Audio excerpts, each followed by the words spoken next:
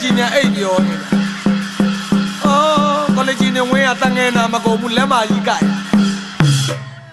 အကိုကြီးတွေ့ချင်တဲ့အညီမင်းသမီးမတ်ပေတာဆိုတာသူ့ပါပဲအကိုကြီးကြွပါဖြာလို့ခြင်းလို့ကျောက်တော့မလောက်ဘူးဗျာဟုတ်ကဲ့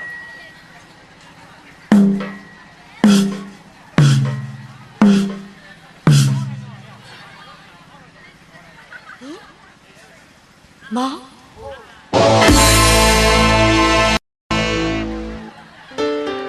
ဆိုတဲ့စကလုံးလေးကအမြင်သားပေမဲ့မတ်ပေတာဘဝနာလပ်ပါတယ်ကွာဟာဝဒအစီလုံးကြီးထွက်သွားပြီမောင်မမေလာနောက်ကိုလိုက်လာတယ်နော်ပြောရလိုက်တော့မတ်ပေတာပြောရလိုက်မင်းတို့တပင်တွေကတွေ့ရင်ပြုံးတယ်ကွာရမှာမဲ့တယ်ဆိုတဲ့စကားမတ်ပေတာမင်းမေမွေးလာတဲ့ဒီပါတော့ငါကိုပြောတာငါကိုပြောတာငါကိုပြော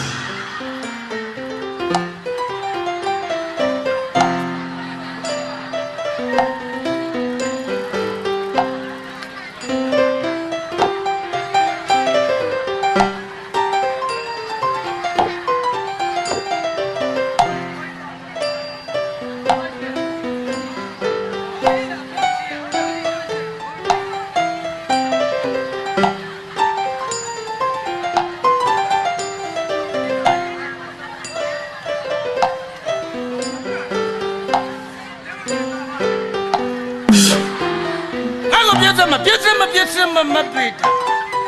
မဟုတ်ပါဘူးမောင်ရဲ့မောင်ကအထင်လွဲနေတာပါဒီမှာမောင်မပြေတာအငိမ့်သမားမောင်ကတက္ကသိုလ်ကျောင်းသားတော်တော်မှမပိတာမိအောင်မကနေတဲ့မင်းသမီးပြီးတပင်းသားပြီးနေပတကခရတတတွတိတွတစကားတွေပြောတာမောင်နာခါတယ်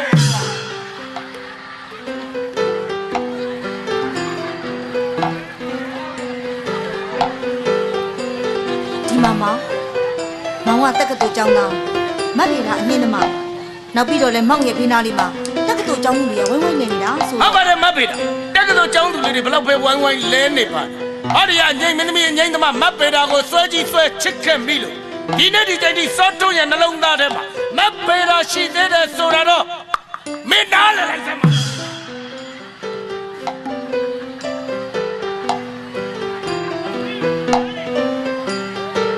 ဒါနဲ့မောင်ကိုမပြေတာပြောအောင်လေ